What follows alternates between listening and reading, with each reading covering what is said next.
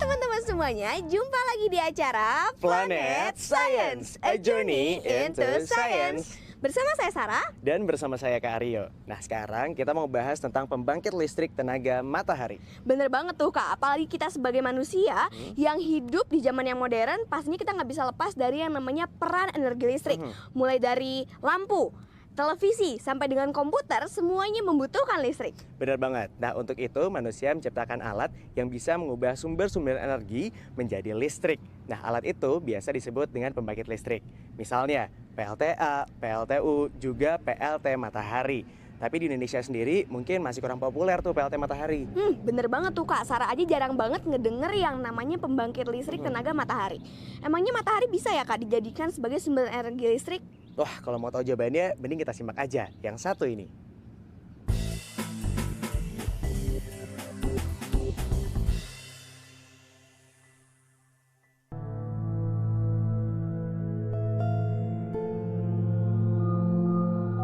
Matahari diperkirakan terbentuk pada 4,6 miliar tahun lalu. Kepadatan massa matahari adalah 1,41 berbanding massa air. Volume matahari 1.306.000 kali volume bumi. Bobotnya diperkirakan 333.420 kali bobot bumi. Matahari atau yang kita kenal dengan sang surya adalah suatu bola gas yang pijar dan bentuknya tidak bulat betul. Matahari adalah bintang yang terdekat dengan bumi yang berjarak rata-rata 149.680.000 km. Bersama ke-8 planet lainnya, matahari membentuk tata surya. Matahari merupakan anggota tata surya yang paling besar karena 98% massa dari tata surya terkumpul pada matahari. Matahari sering disebut sebagai sumber kehidupan. Tentu ada banyak alasannya.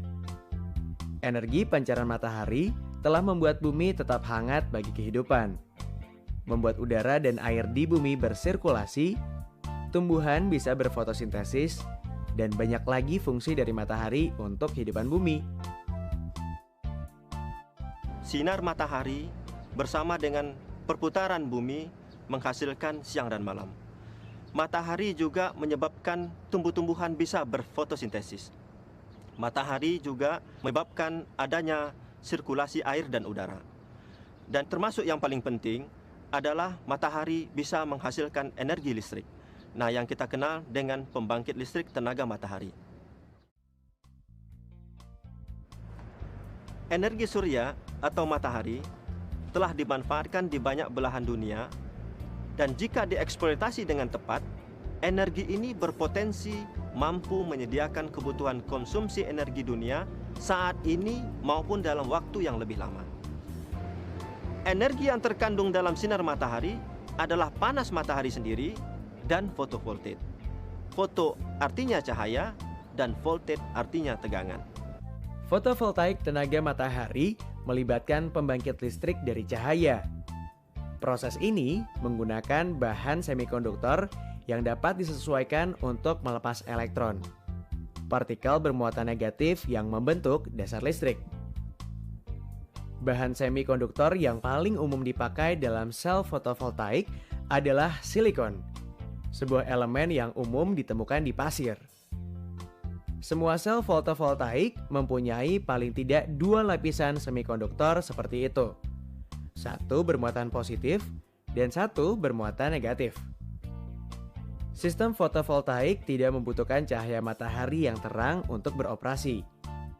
Sistem ini juga membangkitkan listrik di saat hari mendung, dengan energi keluar yang sebanding ke berat jenis awan. Saat ini sudah menjadi hal umum piranti kecil seperti kalkulator menggunakan solar cell yang sangat kecil.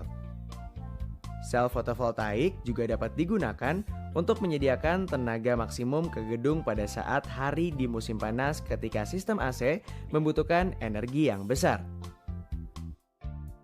Potensi daya listrik yang dihasilkan oleh sinar matahari adalah sekitar 1.370 watt per meter persegi, yakni setara dengan rata-rata daya listrik satu buah rumah. Sumber energi ini merupakan suatu pembangkit tenaga termonuklir yang di dalamnya terjadi proses fusi nuklir yang mengubah hidrogen menjadi helium. Energi yang dipancarkan oleh setiap meter persegi permukaan matahari adalah 65.000 kilowatt.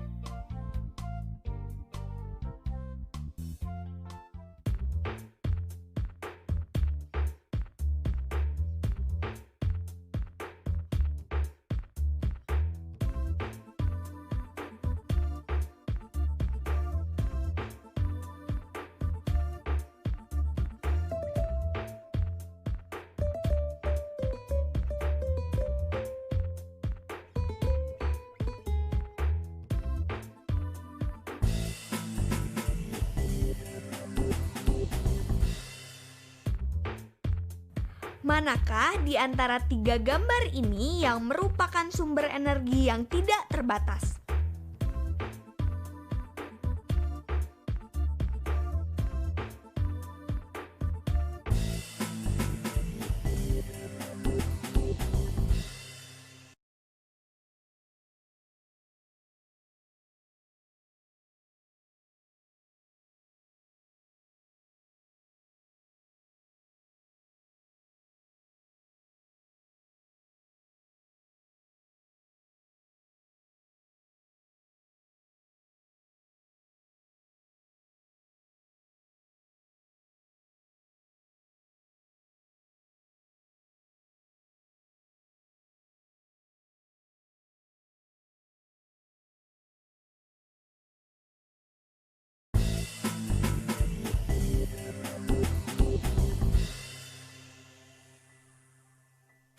Manakah di antara tiga gambar ini yang merupakan sumber energi yang tidak terbatas?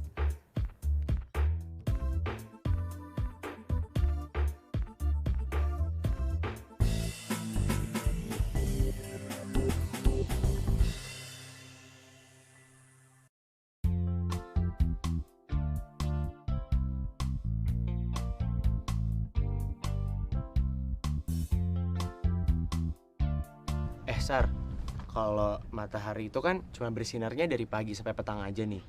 Berarti kalau malam PLT mataharinya nggak bisa diambil energinya dong? Ya juga ya kak, kalau misalnya kita menggunakan PLT matahari, berarti kalau malam-malam listriknya bisa langsung mati gitu ya kak ya? Masa sih? Mungkin untuk tahu lebih jelasnya mending kita simak aja yang satu ini.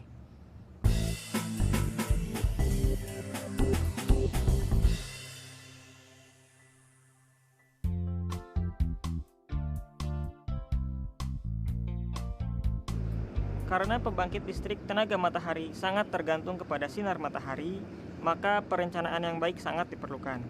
Perencanaannya terdiri dari yang pertama, berapa jumlah energi atau KWH yang dibutuhkan dalam pemakaian sehari-hari. Dan yang kedua, berapa besar energi yang dihasilkan solar panel untuk memperhitungkan berapa jumlah panel surya yang harus dipasang. Nah, tapi ada beberapa saat ketika sinar matahari tidak tersedia, misalnya ketika malam hari. Untuk itu kita perlu menambahkan baterai yang akan membantu untuk mensuplai kebutuhan dari beban. Nah, baterai ini nantinya bisa diisi di siang hari oleh kelebihan energi yang dihasilkan oleh solar panel. Untuk instalasi listrik tenaga surya sebagai pembangkit listrik, diperlukan komponen sebagai berikut. Solar panel. Solar panel mengkonversikan tenaga matahari menjadi listrik.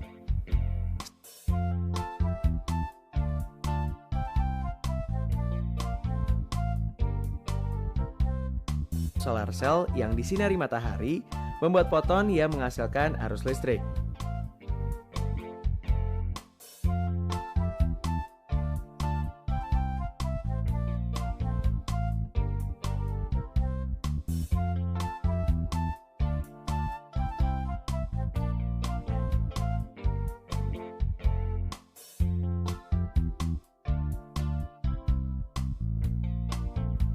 Sebuah solar cell menghasilkan kurang lebih tegangan 0,5 volt. Jadi, sebuah panel surya 12 volt terdiri dari kurang lebih 36 sel untuk menghasilkan 17 volt tegangan maksimum. Umumnya, kita menghitung maksimum sinar matahari yang diubah menjadi tenaga listrik sepanjang hari adalah 5 jam. Tenaga listrik pada pagi hingga sore disimpan dalam baterai, sehingga listrik dapat digunakan pada malam hari, di mana sinar matahari tidak ada. Charge controller digunakan untuk mengatur pengisian baterai. Tegangan maksimum yang dihasilkan solar cell panel pada hari yang terik akan menghasilkan tegangan tinggi yang dapat merusak baterai. Inverter, perangkat elektrik yang mengkonversikan tegangan searah menjadi tegangan bolak-balik. Baterai, perangkat kimia untuk menyimpan tenaga listrik dari tenaga surya. Tanpa baterai, energi surya hanya dapat digunakan pada saat ada sinar matahari. Tegangan panel surya yang dihasilkan akan digunakan oleh charge controller untuk mengisi baterai. Untuk menghidupkan beban perangkat AC atau alternating current seperti televisi, radio, komputer, dan lain-lain, arus baterai disuplai oleh inverter. Panel surya terbagi menjadi 2 jenis, yaitu polycrystal atau polycrystalline. Merupakan solar cell panel yang memiliki susunan kristal acak. Tipe polycrystal memerlukan luas permukaan yang lebih besar dibandingkan dengan jenis monokristal untuk menghasilkan daya listrik yang sama. Akan tetapi, dapat menghasilkan listrik pada saat mendung. Monokristal atau monocrystalline merupakan panel yang paling efisien, menghasilkan daya listrik per satuan luas yang paling tinggi, memiliki efisiensi sampai dengan 15%. Kelemahan dari panel jenis ini adalah tidak akan berfungsi baik di tempat yang cahaya mataharinya kurang atau teduh. Efisiensinya akan turun drastis dalam cuaca berawan.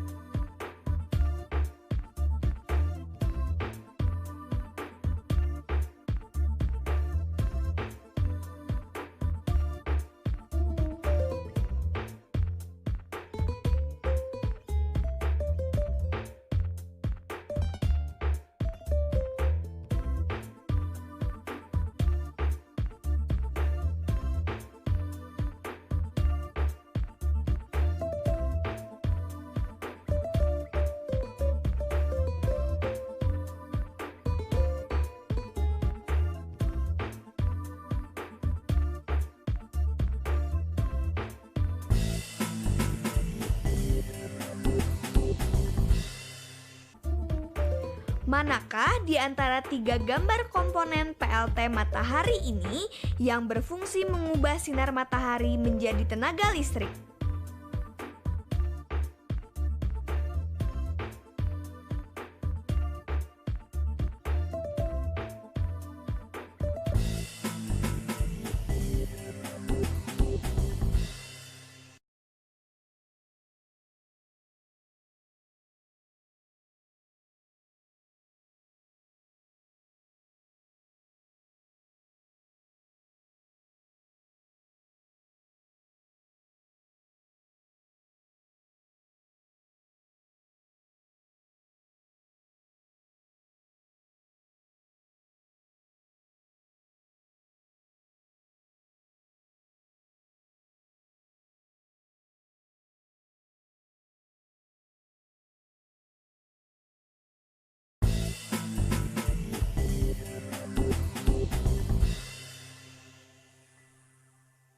Manakah di antara 3 gambar komponen PLT matahari ini yang berfungsi mengubah sinar matahari menjadi tenaga listrik?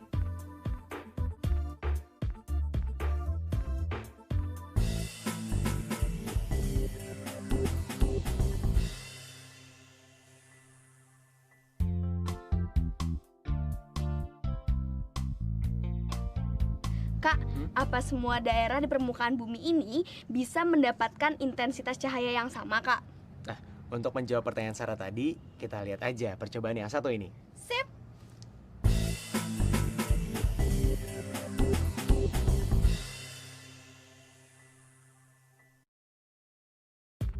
Kali ini kita akan mengadakan eksperimen mengukur konsentrasi cahaya matahari.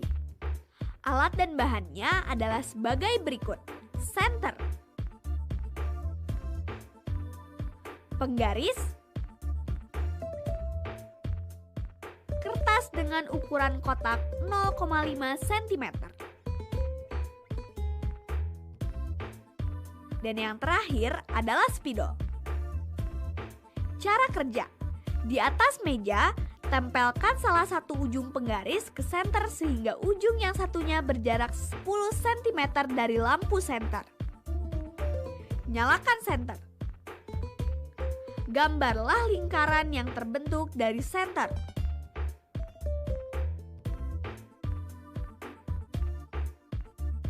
Tandai centang pada kotak dalam lingkaran dan hitung jumlahnya.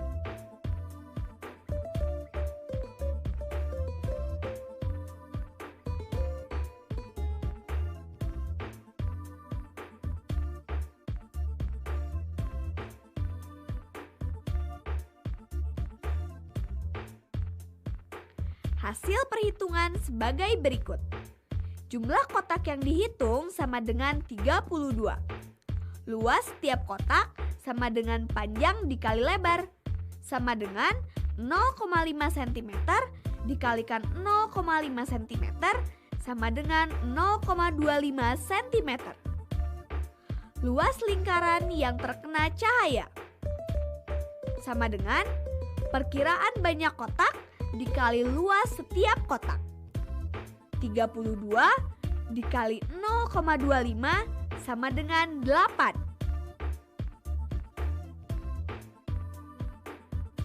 Dalam eksperimen ini ditunjukkan sinar senter yang tegak lurus dengan permukaan kertas. Ketika sebuah sumber sinar menyinari permukaan dari sebuah sudut, maka cahayanya akan tersebar ke tempat yang lebih luas.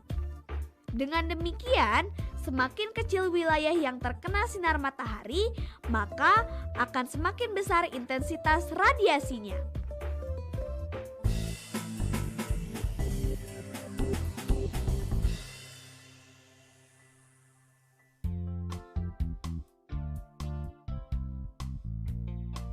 PLT matahari memiliki beberapa keunggulan. PLT matahari bisa menggantikan listrik dari PLN atau instalasi generator listrik bensin ataupun solar di pulau-pulau terpencil atau di daerah terpencil lainnya seperti lokasi pertambangan, perkebunan, perikanan. Dan dari segi jangka panjang, nilai keekonomisan PLT matahari juga sangat tinggi. Karena dengan perencanaan yang baik, pembangkit listrik tenaga matahari dengan panel surya memiliki daya tahan hingga 25 tahun. Sedangkan baterai dan beberapa komponen lainnya bisa bertahan hingga 5 tahun.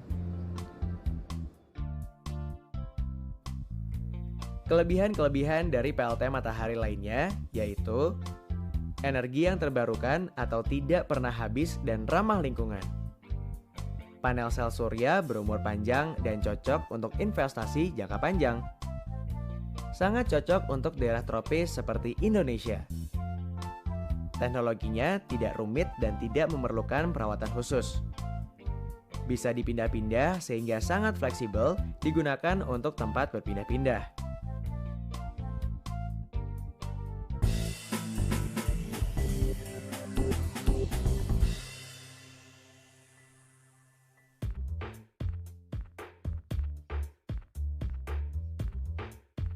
Pemeliharaan panel sel surya tidaklah rumit. Cukup dengan 2 langkah mudah. Panel sel surya akan berfungsi dengan optimal. 2 langkah tersebut adalah: pertama, bersihkan panel secara berkala agar tidak mengurangi penyerapan intensitas matahari. Dan yang kedua adalah atur letak dari panel sel surya supaya mendapatkan sinar matahari langsung dan tidak terhalangi objek lain seperti pohon, jemuran, atau bangunan tinggi.